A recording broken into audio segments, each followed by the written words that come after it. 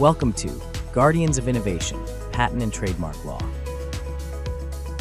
Hello and welcome to Guardians of Innovation, Patent and Trademark Law with registered patent attorney Vincent Lotempio. I am your host, Kevin Rosenquist, and today we're going to talk about copyright, trademark, and patents. Vincent, great to see you today. Hey, good morning. How are you doing today? I can't complain. I'm ready to talk some patents. So can you briefly explain the differences between trademarks, patents, and copyrights and sort of how they each protect intellectual property? Yeah, sure. It's often confusing for individuals. They tell me they want a patent, they schedule a call, and the next thing I know, they really want a trademark or copyright. It's true with attorneys as well. I get attorneys that say, if you trademark something from one of my clients and it's a patent. So a patent protects an invention, something that has utility to it, right? A machine, an article of manufacture like a fork, a new fork, a composition of matter like a new drug,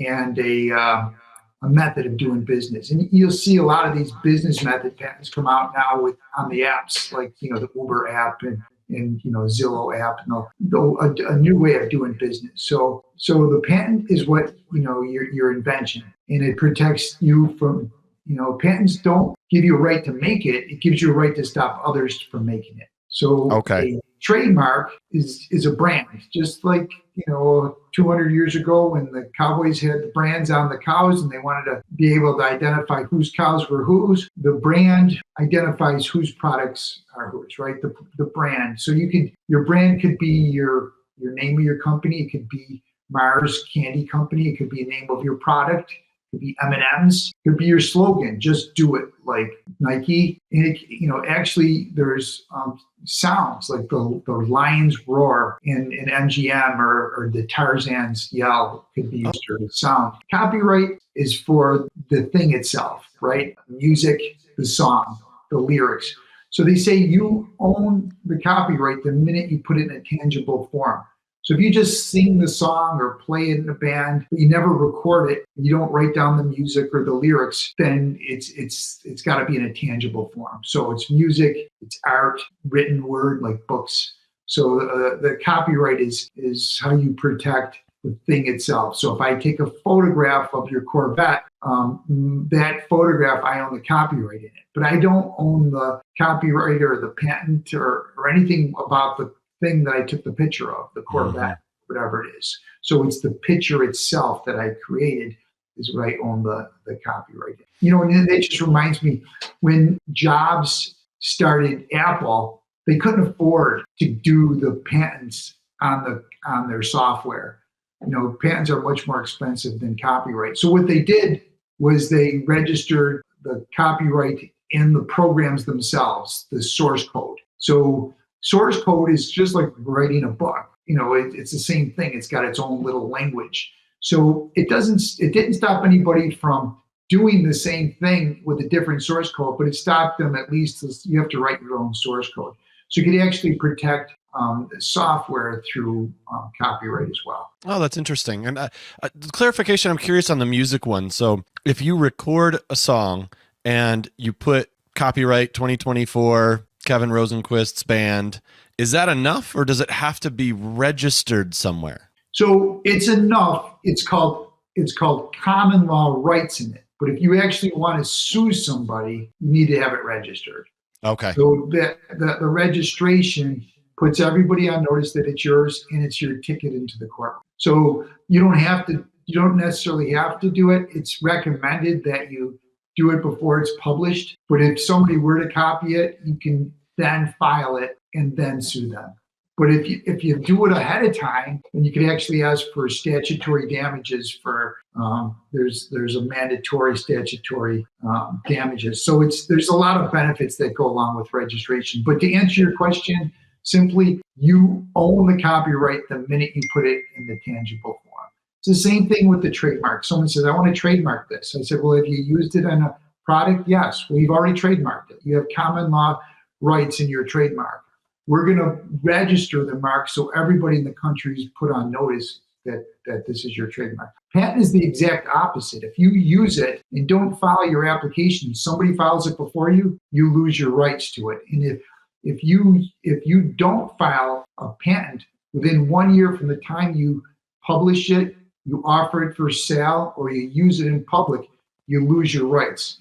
So people call me and say, hey, I want to use the trademark right away because I want to get it registered first. And I say, no, you have to use it in order to get it registered. And then we put everybody on notice that you have it. It's the exact opposite with the patents. So it is confusing. It's definitely confusing. Yeah, a lot of nuances, clearly. That's why we talk to people like you, Vincent. So tell me, how do trademarks complement copyright protection, especially for creators and businesses looking to establish a brand identity? Yeah, I did a little research. There's this case, Warner Brothers versus RKO. It involved both copyright and trademarks for like characters in the books. So there's, like you just said, there's different nuances. So copyright, they call it a derivation of the work. So if I was to write a book about Batman, being involved in patent law, I'm not really copying anything because I'm making up my own story, but I am taking the name of the main character in it. So copyright, they would call it a derivation. Now you could have a Batman trademark as well, by selling product of, Batman products, right? The costumes and the masks and the dolls and all that stuff that goes along with it. So the trademark is separate from copyright. So yeah, it makes sense to make the determination, are you using it as a trademark? So when you use a brand as a trademark, they call it a source indicator. So when I see the label on the back of my t-shirt, I know that the source or the manufacturer is Fruit of the Loom or Calvin Klein, whoever that brand is. If I see it used as an ornamental use, there's a famous case, the McDonald's case, where they try to register the Hamburglers and all those. Remember, they had all those characters before? Yeah, totally. The trademark office ruled that they weren't using it as a source indicator. It was just a bunch of characters hanging out in the restaurant, and it wasn't being used as a trademark, and they got rejected. So the way you use it has to be like a label, with the face on it, like a baseball cap, right? When you put the New Era cap on, there's a little flag on the side, and then there's a Yankees logo on the front. The logo on the front is not an indicator of who manufactured this hat because it's being used as an ornamental use. The label inside of the hat that says New Era cap or 4959, they have all their different all the different brands, yeah. That's the use as a trademark. So even though it is their trademarks, the Yankee symbol, it's not being used as a trademark at the front of the hat. Okay, got it. All right. So then, how do copyrights fit into the landscape of creative works? Are there specific industries where this intersection is particularly crucial? Again, you have to be able to identify what it is that you have and then build your own IP portfolio between trademarks and patents and copyrights. And they all kind of intersect. It depends on what you have, and you have to identify it. Again, is it an invention?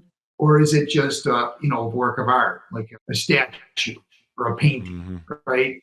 So, and then are you going to use that painting? Maybe you're going to use the image of the Mona Lisa as your trademark on all your underwear that you're selling. You have to make labels. So I guess the way you use it is important, and identifying what it is to protect it. So how do you, if you file for a trademark when you really have a copyright, or when you're filing for a patent when you really have a copyright, you'll just be rejected. So you have to make a determination. And I work with, inventors, entrepreneurs to make the determination the best way to do it. And not everybody's Nike where they could register it 66 different ways. We try to figure out exactly the best way and the most efficient way. For example, I was on the phone yesterday with a client, and they came up with a logo, a phrase, and the name of the product. And it was all one thing. I'm like, well, we could register them separately, together, or just two, or just one. And so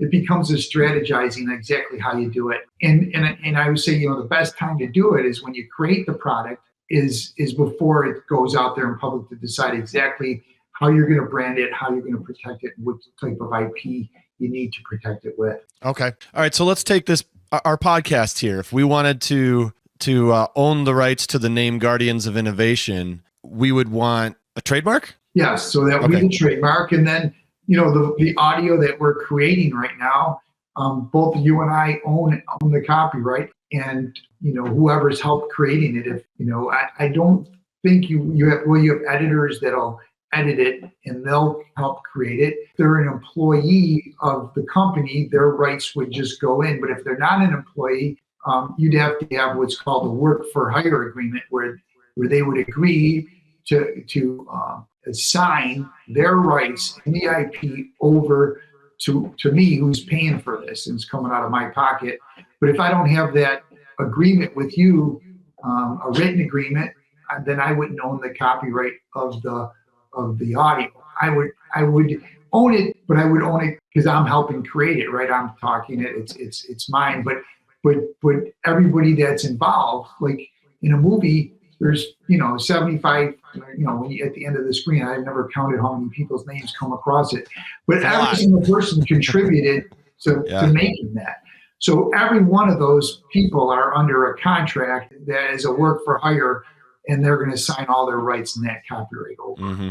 So, and if this was something inventive, this double screen that we're talking on, and that we created it for this first time, a method of doing something, it might be possible that there's even patent, but obviously this has been around. To be patentable subject matter, it has to be new. No one's ever done it before. It has to work. It has to be, that's called utility. It has to have usefulness, and it has to be a non-obvious improvement over what's out there. But this obvious, I always say the word obvious, and I don't want to use it because it's a term of art for patentability, but this is clearly not new. People have done this before hundreds and thousands of times, so we're not creating anything new the way we're doing this. But it's technically, if we're the first person to ever do it, maybe we can get a patent on it. And then just to clarify, earlier you had said like we wouldn't want to trademark the name until we've actually released an episode, right? You don't want to do that beforehand? Well, you could want to preserve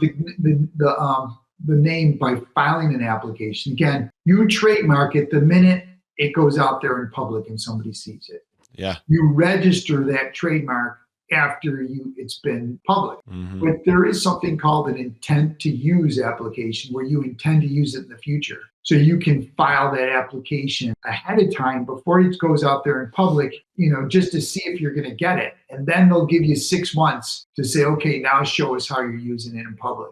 Let's give me a product with a label on it. Let me see the label, an actual product, not a artist rendering of it, but a real world example of using the mark in commerce. And they're not going to they're not going to register the trademark until you've done that. But if you wanted to file an intent to use, you can do that. It's a little bit more costly to do it that way, because down the road you're going to have to file another government fee to file that statement of use, and you're going to have to pay an attorney to do it. He's not going to do it for free.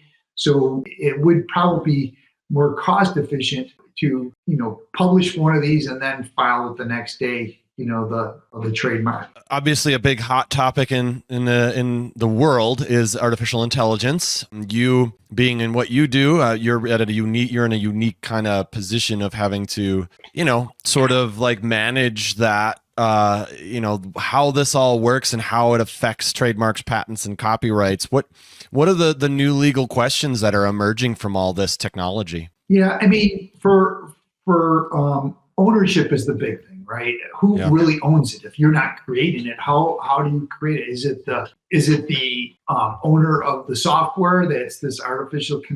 And how much did you contribute to it? Did it help you? For copyright laws, there's specific limitations on being able to register a copyright, and they want you to disclaim it and say, look, part of this is mine and part of this is AI.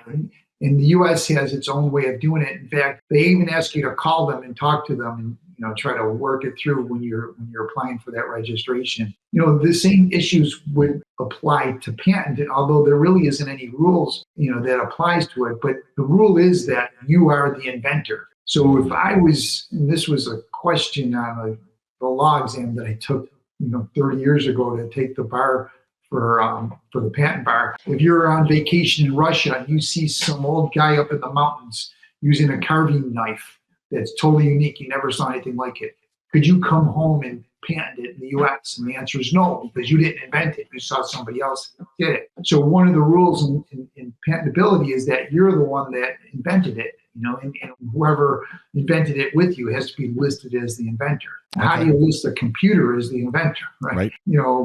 That's an issue.